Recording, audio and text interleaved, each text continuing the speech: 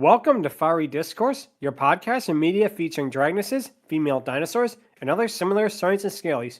I'm your host, Ludmillanon, and with me are my co-hosts, Angron, Mathmachine and The Shark. Today is our 155th episode, and we're discussing the 1984 The Series episode, The Champion. So, let's get things started. Right, it's lizards in space, or more specifically, from space.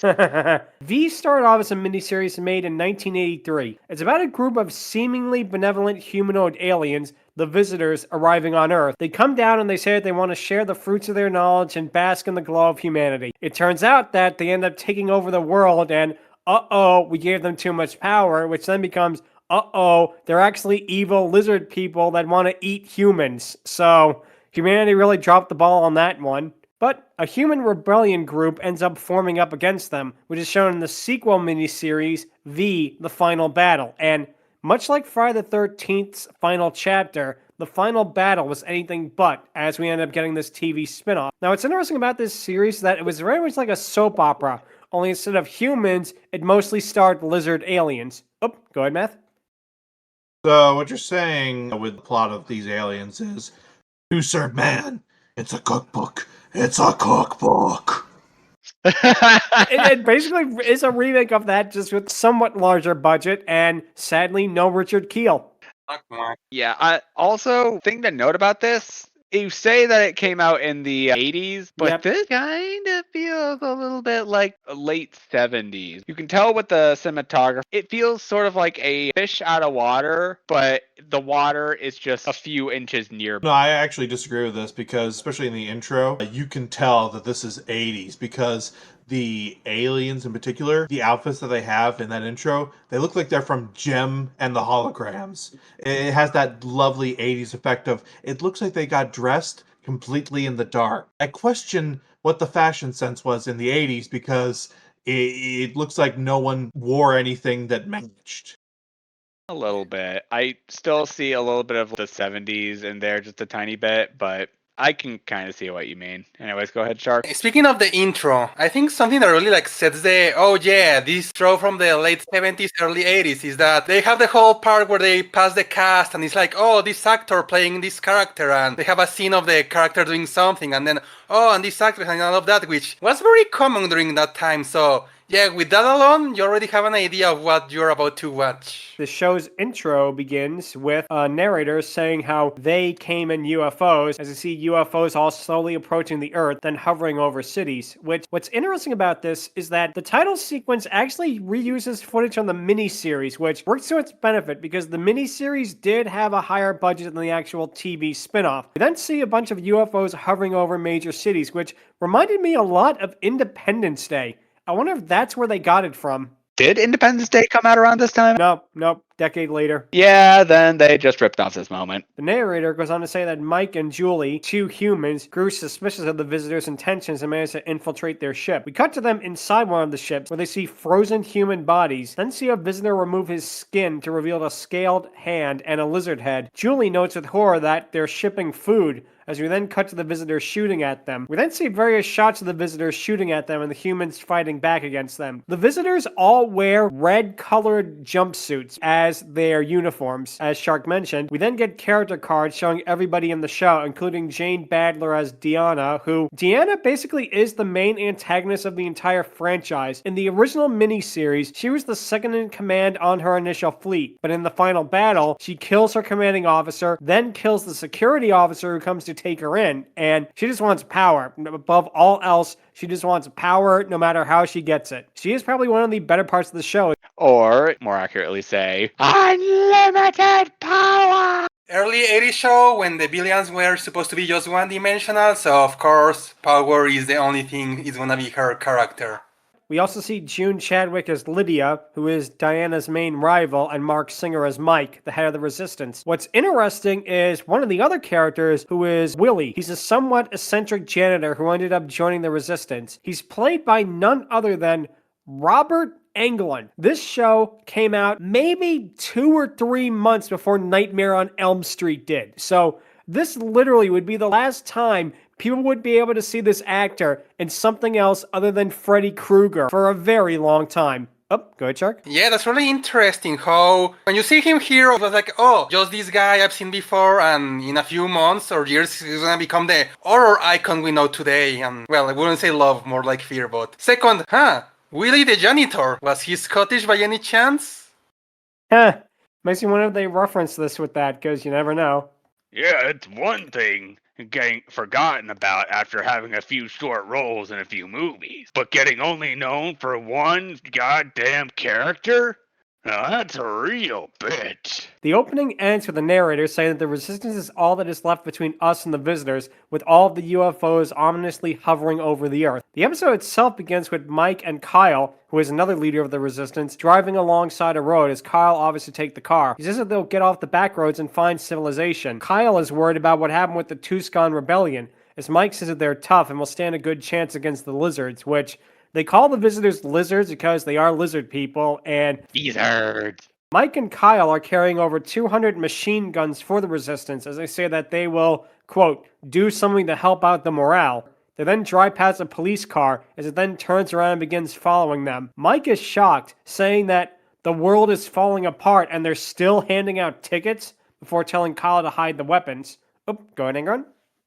Yeah, see, what they were really doing was taking all these guns to the American Assembly in New York for the set of Great Pretender. Now everyone gets to shoot off machine guns in a crowded room while Party in the USA goes on. Then again, though, this is the early 80s. One of the officers then tells them to get out of the car and put their hands on their head. The officer asks if they were in a big rush as Mike apologizes, saying they're trying to get to Tuscan. The cop then asks them to open up the trunk, telling them it's a toll road and that they're also, quote, taking care of the lizards. They want half the guns for their own resistance. He then asks if they want to open up the trunk or if they want trouble. Mike prepares to open up the trunk, but then kicks the officer in the face, followed by Kyle attacking the other one, which, if you've ever seen shows like The A-Team or Knight Rider or that, you know exactly what kind of fight scene you're getting. The group beat each other up after a while before Mike and Kyle win and drive off. The police manage to shoot out their tires, causing them to drive into a lake. The cops and the resistance members then get into a shootout before someone else in the woods manages to shoot out the cops' windows, causing them to drive off. Their savior rides out of the woods, revealing herself to be a woman named Kathy. She says that this is her place, as Mike tells her that those cops tried to shake them down. Kathy notes that the police have taken over the area,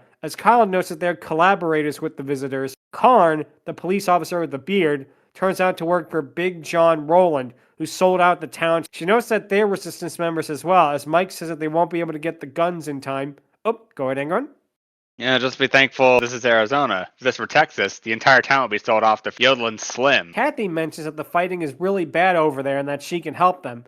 She offers to get their car out of the lake with their tractor in exchange for both some of their weapons and ammo as they make a deal. We then cut to a UFO hovering over a city, then inside the UFO where we see Diane walking through the halls flanked by some guards. This episode is actually a continuation of the previous one where the prince of the visitors, Charles and Diana. Get it? Charles wanted to marry Diana and she agreed, not happy with being married. But then, on their wedding night, she promptly poisoned him, then blamed Lydia, one of her rivals. Oh, go ahead, Matt. I would like to once again note that you can tell that this is an 80s production because the hair on the women is bigger than they are. It really makes me wonder between her hairstyle and her demeanor. Did they base Cosma off of Diana? It's very possible. They are both science fiction reptiles, so... It's not only that, it's also their characterization in a way. It's so similar that it really does make me wonder, did they take inspiration from V for OKKO? Diana then arrives at the ship's prison and taunts Lydia, saying how she is unwilling to admit her obvious guilt. Lydia says that Diana was the one who killed Charles, only for Diana to retort that she married Charles and Lydia was the one who killed him. She then says that she's there to give Lydia a choice, either suffer a trial or take the easy way out by committing suicide. Not Kermit Sewer Slide. We're not going that way, folks. Lydia then tries to attack Diana, but a belt surrounding her waist prevents her from doing so, which is at least one good thing. At least it's not the tickle belt, as seen on episode 17. Nice. Diana then taunts her, saying for her to show a little character and not to be a coward. Diana then hands Lydia a small box that has a scorpion in it. Lydia slams the box shut and glares at Diana, and obviously we know what's going to happen. Lydia's going to eat the scorpion, gain the powers of the Scorpion King, and she's going to have an army of sand jackals. Maybe. Or she's going to do a little bit of a drinking game dare where she has the scorpion on her hand and she slowly downs the whole thing before knocking off the scorpion and trapping it in the very shot glass that she drunk out of. We then cut to a farmhouse as Kathy is busy making dinner. Mike arrives and tells her that Kyle is helping outside. Then notices the dinner smells delicious. He notes a wedding ring on Kathy's hand and asks if she's married. Kathy says that the visitors managed to kill her husband as he apologizes for her loss. She says that her husband died in the last of the fighting against the visitors and that he was killed for what he believes in. Kyle then enters, unaware of what happened.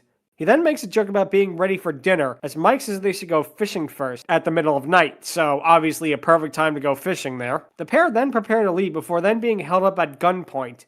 The person holding the gun turns out to be Jessie, Kathy's teenage daughter, and I want to point this out because when I found this out, I could not believe it. Jessie is played by Sherry Stoner, who, not more than a decade after this show came out, would voice Slappy Squirrel in Animaniacs. Oh my gosh, literally Slappy Squirrel is voicing a Resistance member. Honestly in character, given how Slappy ultimately is in the series that came after this. Yeah, no wonder she's not impressed by many things. She pretty much saw everything here. And I always love when that happens, when voice actors show up in live action roles before they were famous. It's kind of like when Nancy Cartwright was in the Twilight Zone movie. Huh. Mike and Kyle then introduce themselves as Jessie asks them what they're doing there. Kathy says they're having dinner, then orders her daughter to get ready for it. Kyle says that Jessie doesn't trust them, as Kathy says that Jessie doesn't trust anyone, and she doesn't blame her. There's no one to trust anymore, which this show, for all of its faults, it really does show just how dire it is to live under the visitors in that.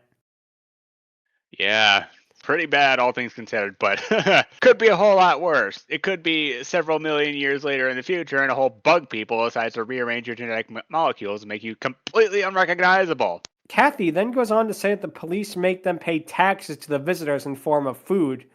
The police have wanted Kathy's horses for a while, but she hasn't let them take them. Kathy then says she's literally the only one resisting, as all of the others in the town are too afraid to stand up and they have no leader. She says that collection day is in 2 days as Jessie arrives, saying that the visitors won't get their horses no matter what, which, man, this is a weird remake of A Bug's Life. This really went in a strange direction. That is good.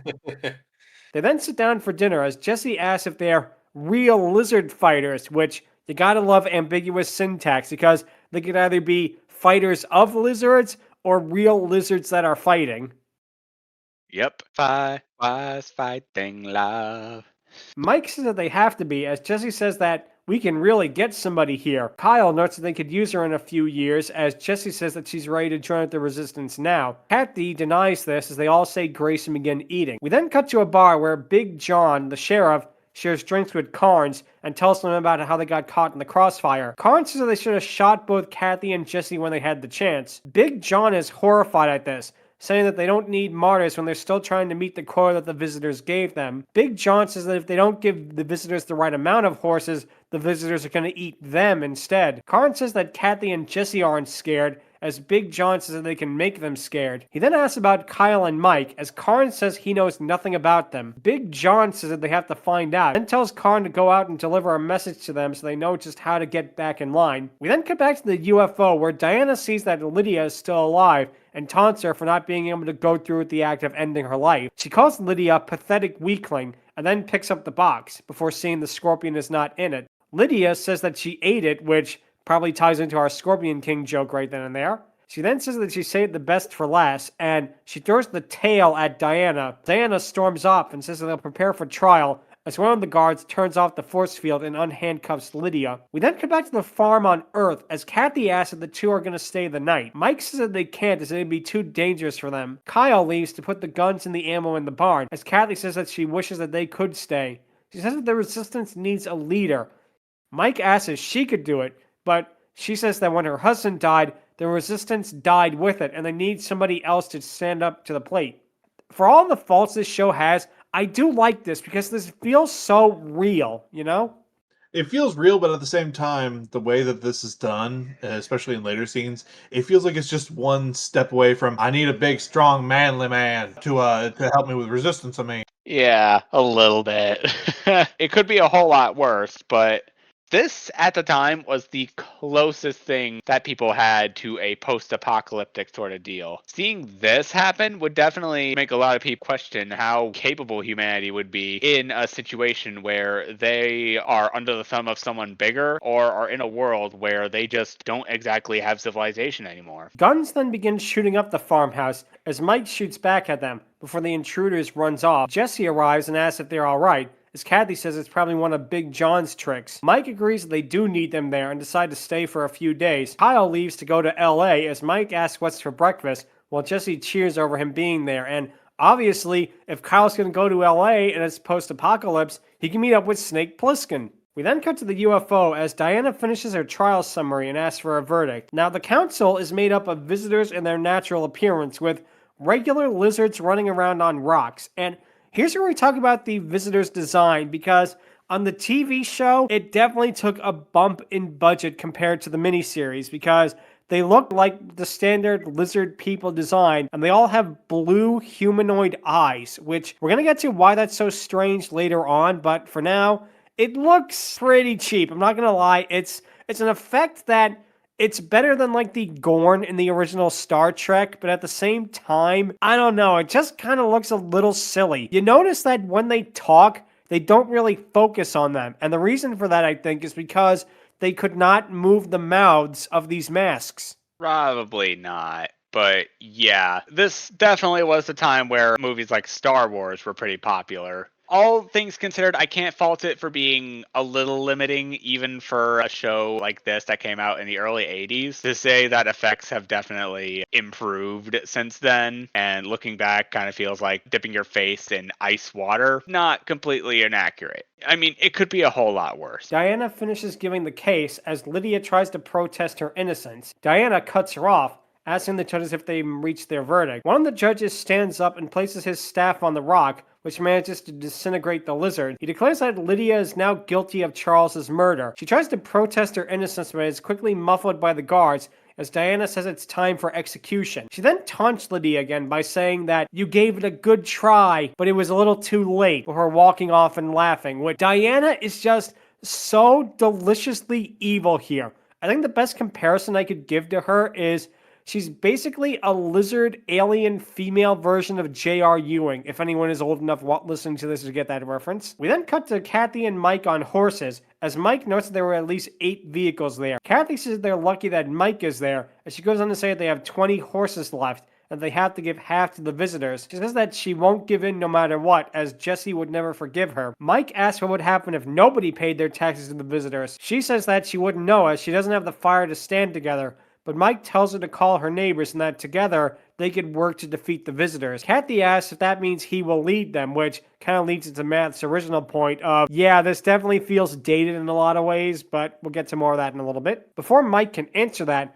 a visitor's spaceship appears and begins shooting at them. Considering that this is an effect that was made for this show, and was not taken from the original V, the spaceship looks pretty good. In some shots, it's a little bit poorly composited into them. You can kind of see the blue screen outline of it, but for 1983 and 84, this looks pretty decent. The pair ride off as the spacecraft continues to shoot lasers at them, which manages to knock Kathy off of her horse. We then cut to commercial as Mike asks if she is okay, then says that he's going to draw attention to them. He rides off as the spacecraft continues to shoot lasers at him. This happens for several minutes until the spacecraft driver doesn't manage to notice a nearby mountain until it is too late, as he manages to crash into it. It explodes in the worst effect on this show, because you can tell this explosion was taken from a completely different source, and they composited it into the shot where it's glaringly obvious it was not in the same frame, because when this ship hits the mountain, it's supposed to explode in a giant fireball.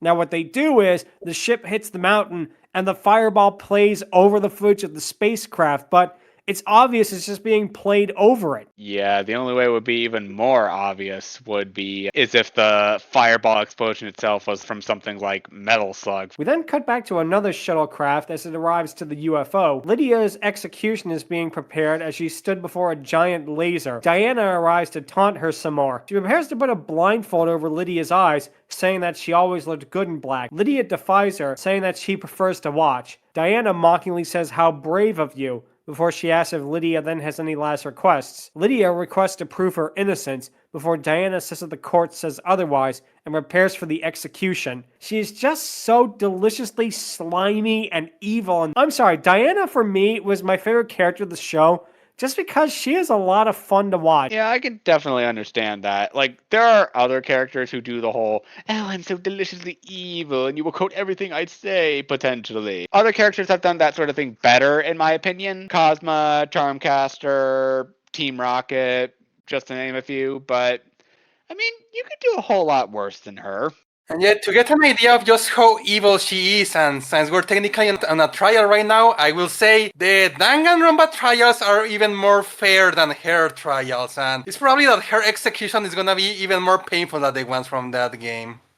Oh, good, we're playing V3. That's good to know. It turns out that the execution was going to be a laser that disintegrates Lydia, but before it could be turned on, another visitor arrives, telling her that the Inspector General is here. Diana fumes at this, saying that the Inspector General is supposed to show up tomorrow. Lydia demands to be released at once, as the visitor says that the Inspector General has received a copy of the case. Diana dismisses the visitor, and just to show how evil she is, she still prepares to execute Lydia no matter what. Even though the Inspector General has arrived and is ready to oversee the case and see if it's all in the up and up, Diana still is like, "No, screw this, I want revenge." And Lydia is only saved by the Inspector General arriving literally seconds before she is disintegrated. Oh, go ahead, Math. What I wanted to know about this dude is if he had information vegetable, animal, and mineral. No, wait, that's a modern Major General, not Inspector General, my bad. Perfect.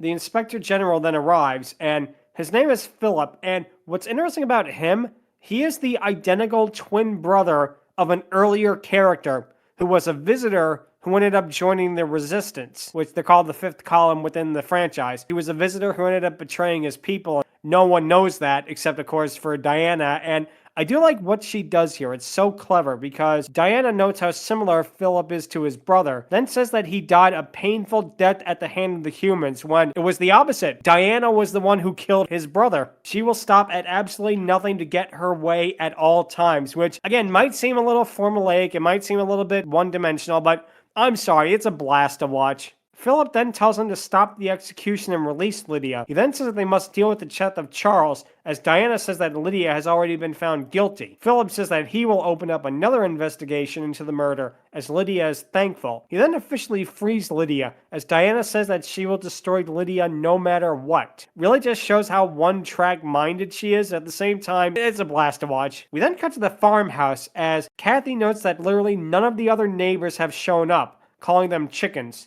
She is then proven wrong as a car then drives into the driveway as a man on a crutch arrives in the house. The man turns out to be Joe Sampson, a local war vet who has only one leg and he lives in a ranch down the road. He shakes hands with Mike, saying that he's glad that someone else is trying to keep it the Resistance and that there's fight left in him as well. Kathy says that she doesn't know how the three of them fighting will help at all. Jesse's upset at this as Mike tells her that Resistance has to start from somewhere, which Kathy asks if Mike has really thought this through, as Joe says that they have incentive, but asks if they have a plan, as Mike says that they do. We then cut back to the UFO, which, again, I know how this sounds. We cut back to, but that's literally how this show is edited. So don't blame us, blame the showrunners. Yeah, literally almost every episode does this as well. It cuts from one thing to another, and to another, to another. It's pretty par for the course at this point. Anyways, go ahead, Shark. Don't even blame the producers. Blame the 80s. Huh.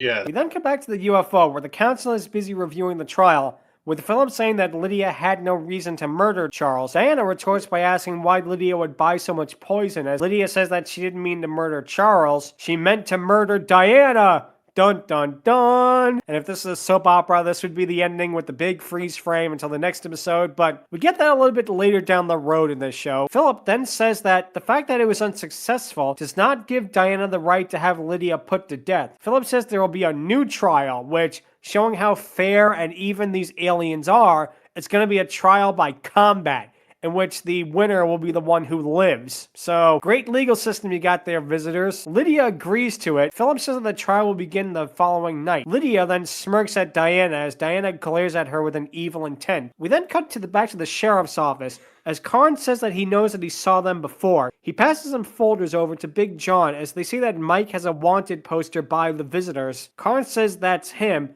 as Big John says that there's someone that they should talk to. We then cut back to the UFO as we see two visitors talk about Mike escaping them on horseback. A visitor gives a paper to one of the judges who is named James. As James reads it, he says that they know where Mike is and that James will personally see to it that Mike is destroyed because Mike has been the major thorn in the side of the visitors for a very long time. We then cut to a safe house as Willie is busy watching out for any visitors. The others ask if there's any sign of them, as he says it's all clear before he falls off the railing. Elizabeth, another Resistance member who not only is a visitor, she also has psychic powers because, again, the 80s. She manages to save Willie from falling by levitating some beds over to him, which makes me think, Robert Angron, beds, and psychic powers.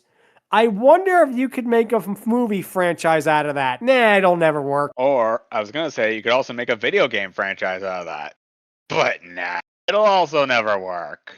But the others run to see if Willie is okay, and he says that he is none worse for air. It was a running gag that Willie would get phrases mixed up in that. Julie goes to her radio and hears that Mike is in trouble as the visitors are using radar to hunt them down. Willie says that they have to help as she calls out to them using the codename Hedgehog for some unknown reason.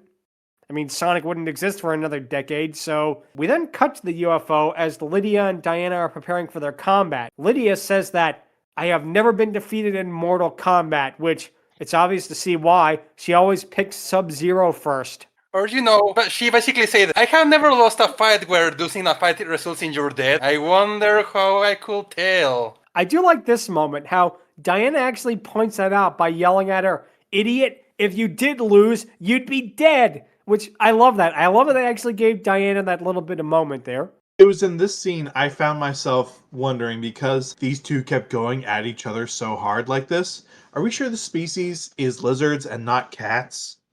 That would be an interesting spin-off. The visitors versus the cat aliens. Lydia notes that Diana seems tense, while she is not afraid to die in battle. Diana says that delaying the inevitable is useless, as Philip arrives, telling them that the fight will begin immediately. And, oh man, here we go, the fight sequence. We then cut to Jesse talking about Joe and what he thinks of Mike. I love how they do it. Philip comes in and says, your trial will begin immediately. And you think, oh man, this is it. This is the fight sequence. But like, nope, we gotta wait another 15 minutes with the humans. Joe says that Mike is smart and resourceful. But when Jesse asks if Mike will stay, Joe tells her not to get too attached, as nobody knows what could happen in a war. Mike arrives and sees Jessie preparing her rifle, asking where she learned to do that. She says that her father taught her, before Mike says that he has a son about her age. Jessie wonders what it would be like having a brother, before excitingly asking him if he likes it there. She says that there is a lot to like about the farmhouse, as Jessie says that she needs someone to take care of both her and her mother. So I just had a realization, oh man, here comes a giant fight scene with the lizards. We then cut to the humans. Oh hey, Godzilla 98, how you doing? We then cut to the UFO as we finally get the moment we've been waiting for. Both Lydia and Diana are brought to the combat arena where, for some reason, they're wearing very elaborate eye makeup, which this just looks so ridiculous. It's not like lizard eyes or anything like that, or anything lizard coated. It looks like what you'd get from a face painter at a carnival. It is so weird, and it makes me wonder, is it just the women that have to fight like this, or do the men also have to wear this stupid eye makeup before trial by combat? Again, it's the 80s. We have to stand up some weird way or another. A council leader in his full lizard form watches on. They are then giving axes as Lydia says she has been waiting for this for a long time. Diana says that had she known, she would have done this sooner. Diana then tells Lydia to take a breath as it may be her last, before the two then begin to fight, swiping at each other with a violent way and taunting each other. Diana then loses her axe, but just showing how tough she is, she still manages to tackle Lydia to the ground, pummeling her into the ground. Go ahead, Math. So first, I would like to, especially with this makeup, repeat my stance of them looking like characters from Gem and the Holograms. The only difference is these live-action actors seem more cartoony somehow. Second, this is the worst episode of American Gladiator I've ever seen. So, with this scene and Matt's comment earlier, if these were actually cat aliens, well, we're getting a cat fighter, right? That's true. If only we had SpongeBob and Sandy there. We're gonna whack ourselves with giant ear cleaners until one of us falls off. Philip and the council leader watch this in amusement as the two women continue to fight. Another visitor arrives to whisper something in Philip's ear as the two women start to throttle each other. Lydia eventually manages to knock Diana to the ground, where she says, "When I'm through with you, no one will ever see your true face again," and scratches off a very tiny piece of her skin, revealing the scale. Lydia then hisses and reveals her forked tongue, which, this is something I had to talk about because this really bummed me out. There is a production still from this episode that shows Diana with a quarter of her human face turned off, revealing a red lizard eye and a lot more scale. For whatever reason, they didn't use this, despite the fact that it is a way more impressive effect than, oh yeah, she gets a tiny, barely noticeable cut that reveals the scale rather than the skin, which these lizard aliens, for no reason, are wearing latex human masks at all times. Now granted, we know why. It's obviously because they didn't have the budget to make one mouth move, let alone hundreds. But at the same time, it really is such a shame, and it doesn't even make sense. It's like you're on your own spaceship. Why do you have to keep up the disguise? But it's the 80s. Can't give them too much flack. Lydia then grabs her axe as Diana screams in pain, holding her stomach as Lydia prepares to run her through. Philip then stops the trial as Lydia says that it is my right to kill her. Philip says that no one will be killed until they are absolutely certain who killed Charles. Diana then tells Lydia, consider yourself fortunate that you survived, despite the fact that she was the one who nearly lost. So, on top of everything, Diana is a very sore loser. Another reason not to like her. We then cut to a spaceship landing right outside the sheriff's office. This effect actually looks pretty good of the UFO slowly landing on the ground and that they did a good job with. Big John has a cage of rats with him, as Karn wonders what it's for. Big John berates him, saying that it's for the diplomats. Karn says that they're not diplomats, they're rats, as they exit the office. Big John tries to nervously greet the visitors before James cuts him off, demanding to know where Mike is. Oh, go ahead, Ameth. They're not diplomats, they're rats. In the immortal words of Patrick Starr, what's the difference?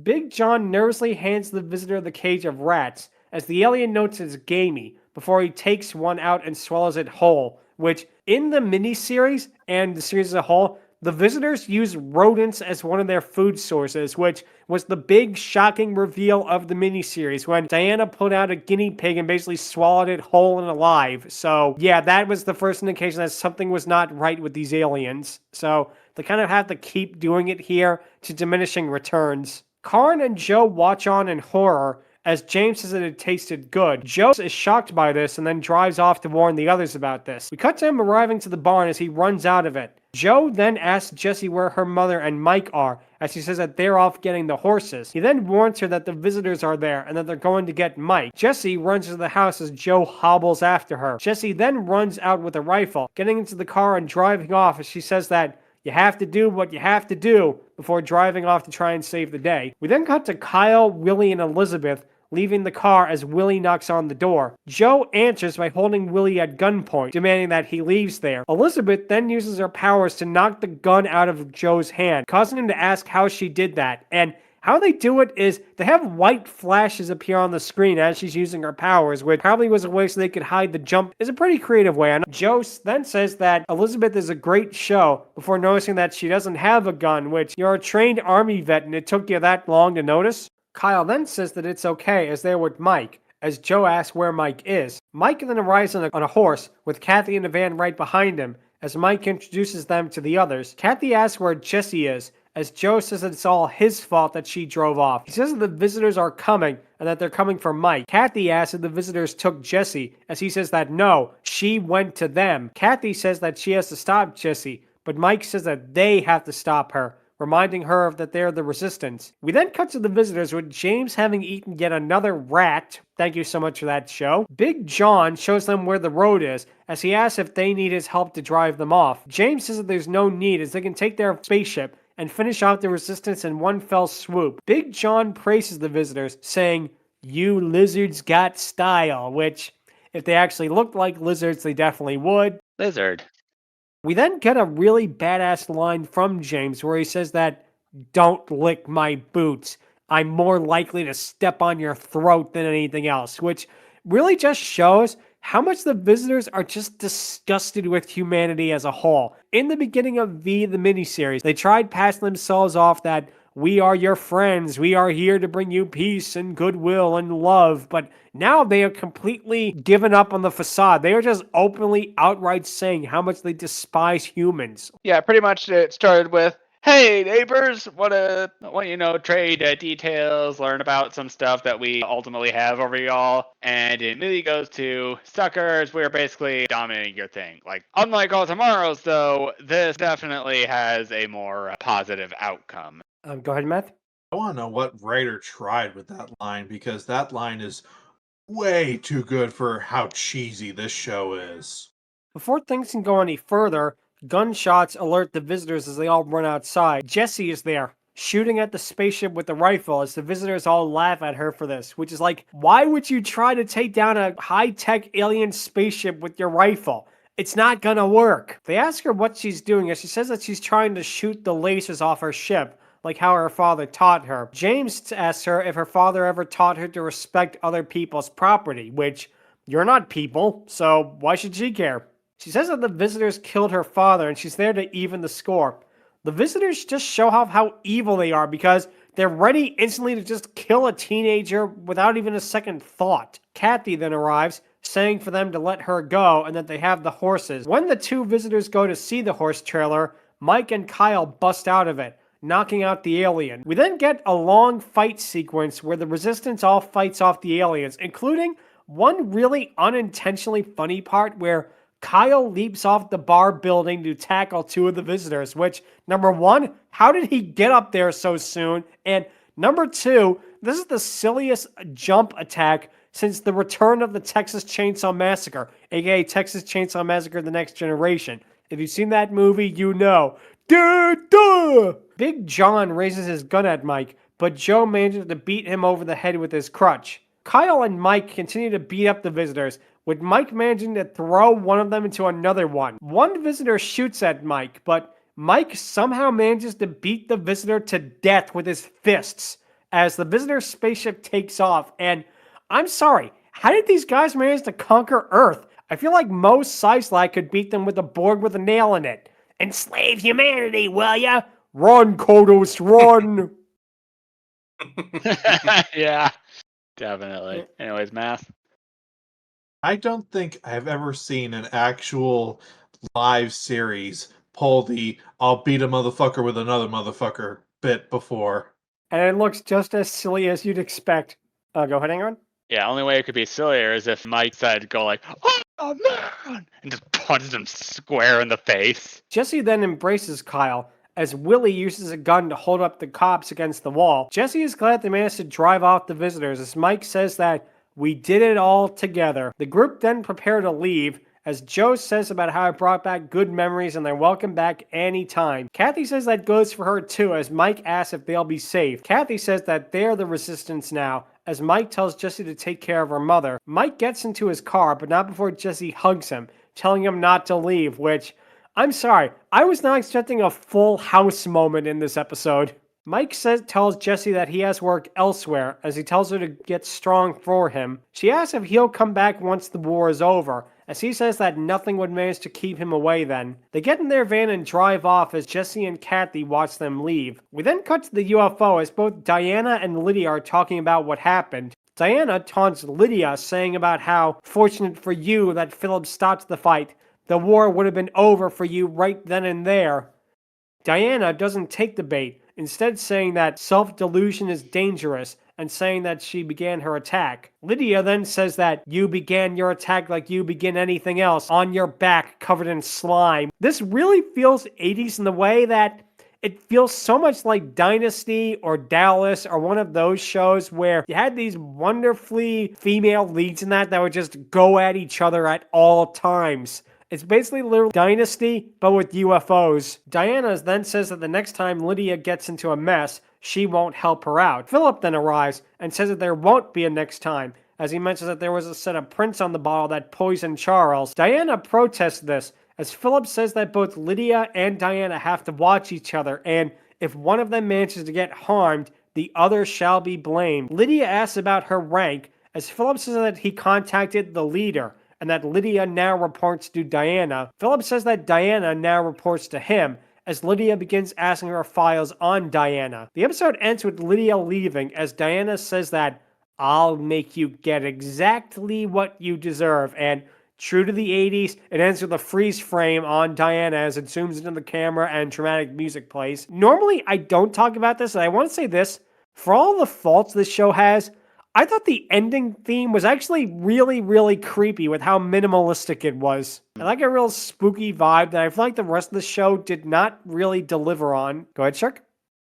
I do think it comes from the fact that from the intro to all the episodes with the fight scenes and even the characters yelling and all of that, you kind of get used to it being like loud, wacky, crazy and all of that. So only having almost nothing, I think that gets you by surprise. The series would end later in this season. The series ended with, in terms of this plot line, Diana manages to kill Lydia. Philip manages to join the resistance upon learning the truth about how his brother was actually a hero for the humans. And a big cliffhanger twist that I'm sure this show definitely thought it was going to get another season so they could rectify it. Diana manages to kill the leader of the visitors.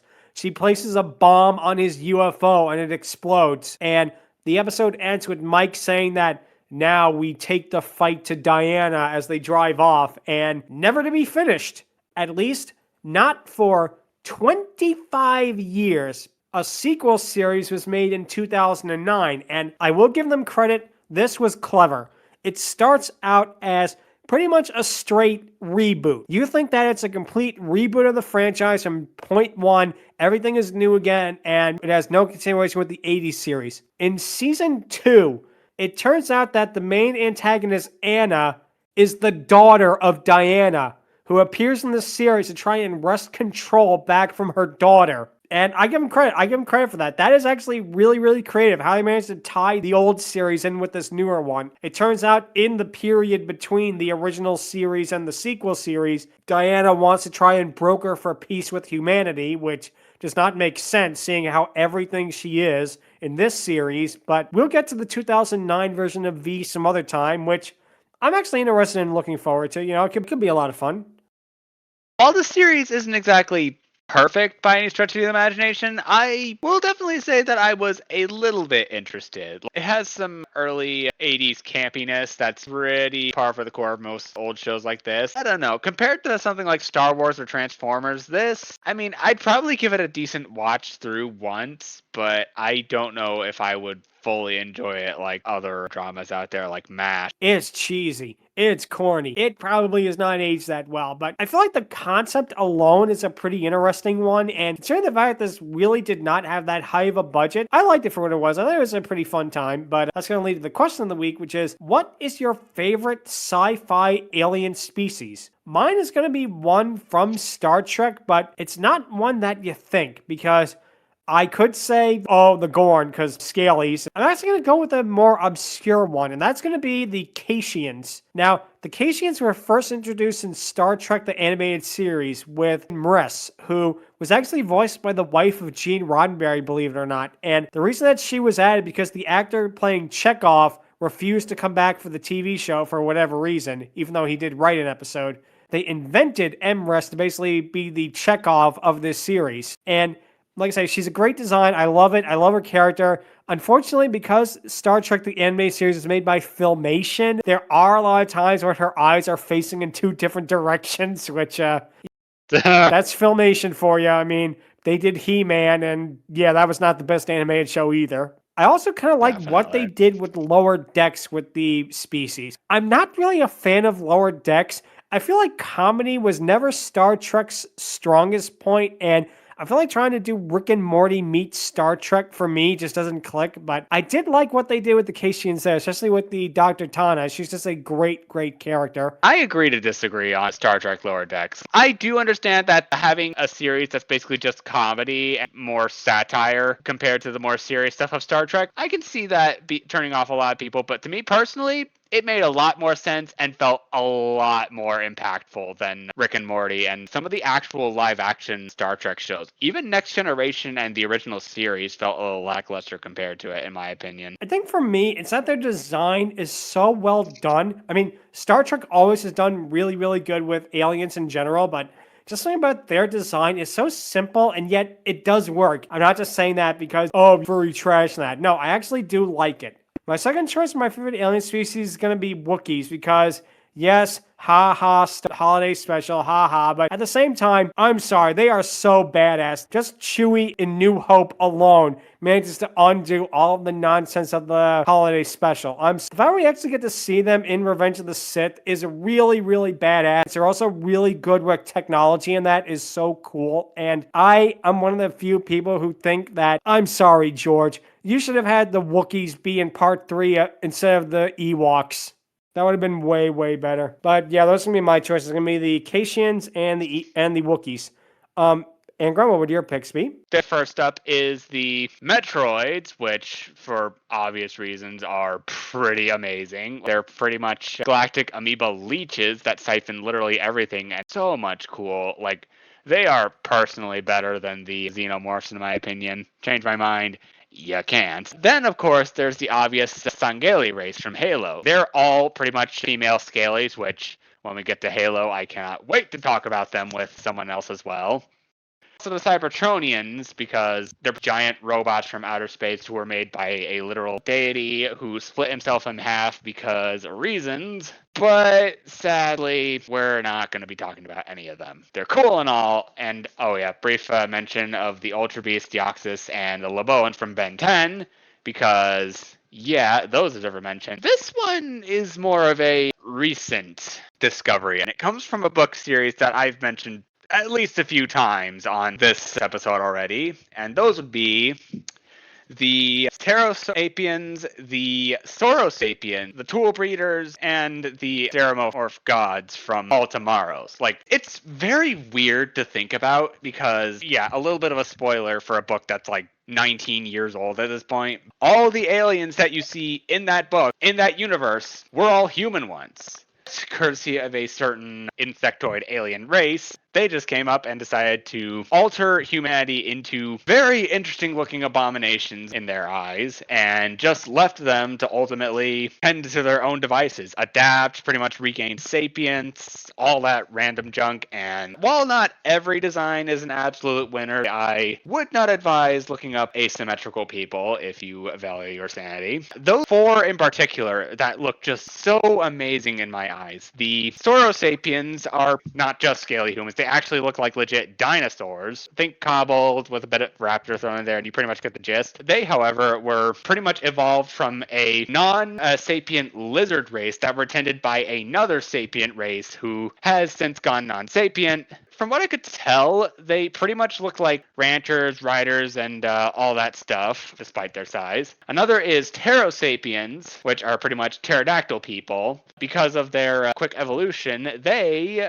can only live to about 23 years old, so birds, but a little less so. There is also the Tool Breeders, which is basically just dolphin people. They, without fire, were able to utilize underwater sea creatures as tools, a power grid, literal technology. Like, no joke, there is an actual mollusk that they use as a legit gun. That is how advanced they ultimately are. And finally, we get to ultimately led me to dig deeper down the rabbit hole of the Altomaros world. The Stereomorph Gods. They are the closest thing we will ever get to actual human. These house-sized creatures are not only intelligent, they have pretty much earned that title of a stereomorph god for a very good reason. They are so smart. They have pretty much made a hospitable places that adapt to their large size, float around in zero gravity. A little lower on that list is the Tempters, which were basically used as designed and were inspired a bit on birds and a little bit of ant. Those four plus that one that I mentioned are going to be my pick. A little long-winded, I know, but yeah, yeah, those were definitely something that I 100% wanted to talk about on here. So yeah, those are going to be my choices. Let's see, Matt, what would your pick be for your favorite alien species in fiction? Time to stretch my sci-fi nerd muscles here a bit. I put a couple of restrictions on myself because you can do some cheesy shit like, oh, well, it's a series that takes place on another world and the humans are the aliens. Hello, Planet 51, how you doing? And I don't like that kind of stuff. I think that goes against the spirit of this question because we're talking like aliens to us. So I've limited this to either creatures that come from another planet to Earth or creatures that largely inhabit space, and that's predominantly where we're looking from sort of a human perspective or that you can tell is not native to Earth. Initially, I actually thought that I could use the Skeksis because the Uru and the Skeksis are divisions of a race called the Ur-Skeks, which are aliens, but the problem is because the world that they inhabit in Dark Crystal is so fantastical, it doesn't appear that way initially, and there's really no bearance on them being aliens until the very end, and even then, that doesn't really matter to anything in the movie, so I threw that one out. I thought about the Solgawan, the species that Stith from Titan AE is, but again, she's the only one that we see, so I don't really want to use that. Thought about Captain Amelia, which is a felonid, but I feel like, again, unfortunately, she's the only one we see, and we were deprived of a Treasure Planet sequel, which would have delved more into the species, so I decided not to go with that one. I was thinking, like Love was, talking about the Cation species, because Umres, and he took care of that, so let's move on to what I ultimately did land on. I finally decided on and here's a really old poll for anybody, the Kataru from Outlaw Star, the anime, with Aisha Clan. Very big cat theme here with my choices. I went with this species, well, besides the fact that it's Aisha Clan and top tier muscle mommy waifu, good choice, because they actually do something with this species that you don't normally see. She has a transformation, and the species as a whole can transform into their more bestial ancestor self as sort of a power boost thing when certain conditions are met. And it's really cool seeing this full bestial transformation that you don't normally see in alien species. They actually do something with them being alien rather than just, oh, hey, they look kind of humanoid, but they have some alien features like cat ears or something. Mm-hmm. And to me, that's what you should do with alien species. You should actually give them interesting things, differences, different abilities, different unique characteristics and personalities. I can definitely see why, because again, that's a key to good sci-fi. If the alien species you have in it, if they feel real. So let's see, Shark, what would your pick be? I really wanted to say the Pikmin, but there's one problem. The Pikmin planet is Earth. Therefore, the Pikmin are actually from Earth, so they aren't actually aliens to us. However, it means there's just someone else in that franchise is the alien, and that's gonna be the Hokotatians. So, yeah, honestly, Captain Olimar himself could count as my favorite alien because him, not only one of the most developed and complex Nintendo characters, but one of the most developed characters of any sort of media, because in the games you can collect treasures and you can actually check in the Picopedia, you can get like a bio from them, and Olimar has notes, and they're really interesting because he not only talks about what he thinks of the treasure, but sometimes he talks about his family back at home, like the musical instruments, say like, oh, it reminds me, like, I like to sing, but my family does not appreciate my musical talents, so yeah, I was end up going to karaoke night tonight on my own. Or even stuff like this, stuff like, oh, some parents are really sad when their kids grow up and leave home, but for me it's a really happy moment because it means I did my job well and that my memories will my kids will always remember how I care for them and all of that. He has funny stuff like with a ring treasure, he says like, oh, my daughter is eventually going to grow and marry. I don't know who is it going to be. Well, I already do not like whoever is going to propose to her and all of that comedy. And of course, there's like other ones. There's the president who, of course, is greedy and all of that, but he talks funny, and all of that. I like his expressions, I like all of that. And of course, we have the other guy, the guy who should not be mentioned, but I will do, Louis. Oh no. Yeah. Which in Pikmin 4 also gets his own bios, and it's funny because Olimar usually like he sees something and he's like, oh, the shape, it reminds me of the time at school where I want to be cool and I bought this leather jacket, but turns out that wearing a heavy leather jacket during summer is a heat stroke. And then Louis like, I tried to eat it and I almost choked. 0 out of 10. But yeah, and again, even if it's like a very simple, it gives you a complete personality of who Louis is and what he thinks. It makes you really feel for Olimar, and it really wants to make you know about his planet. It's another motivation to get the treasures, not just to 100% the game. It's no, I want to learn more about Olimar. Heck, I want to learn more about Louis and what he thinks of. If a wooden button tastes better than a leather rope or something like that. It's fun. I know like the whole point of Pikmin is like, oh, the characters they went to sell use the Pikmin. They get the plushies, they get the merchandise, they get all the posters and the stickers and all of that. But no, it's like, no, I actually like the Hokotatians enough because I want to see more of them. They're a big reason of why I like the Pikmin games a lot. So, yep. That's gonna be my answer. That is a great choice right there because Pikmin really, really is such a fun franchise to talk about in general.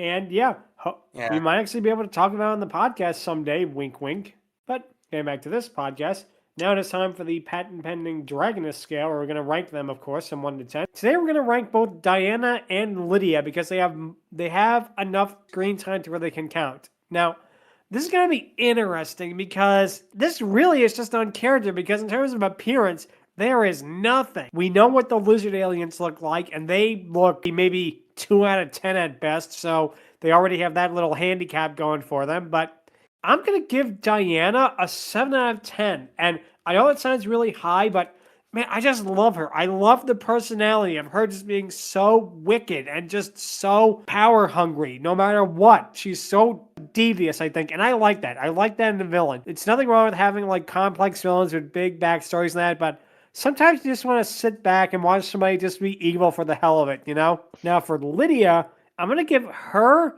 probably a 6 out of 10 because I feel like she didn't have as much personality here as Diana. It boiled down to her just begging for her innocence and to let go. Then smugness when she fought Diana, which is why she's getting a 6 out of 10. But in terms of design, it really stinks because, again, there is nothing here to grasp at. If they went with that deleted sequence that actually showed half of Diana's face torn off, and we actually got to see, like, oh, that's what they look like, that would have been cool, but they don't do that. So I can't go any higher than 7 and 6 for them, respectfully. So let's see, Angron, what do you give them? I'm sadly gonna go lower. 5 out of 10. Like, don't get me wrong. As a character, it is not that bad. I have certainly seen way worse one-dimensional villains, and not that bad personally. I do appreciate what they were doing with her. She definitely has the whole villain on handle, at least until the 2009 thing where something goes wrong there. Don't know what, don't know why.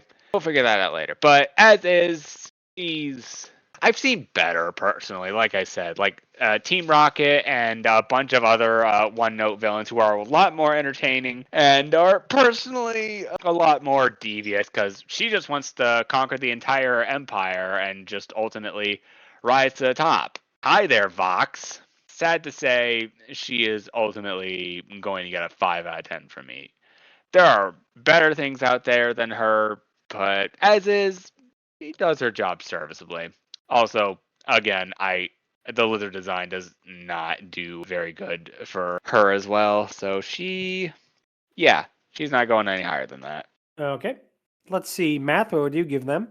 I settled on a 6 for both because I'm basically judging this on a curve because we're going back to the 80s for live action productions, and the 80s had, as I said, this tendency to they dress in a closet in the dark.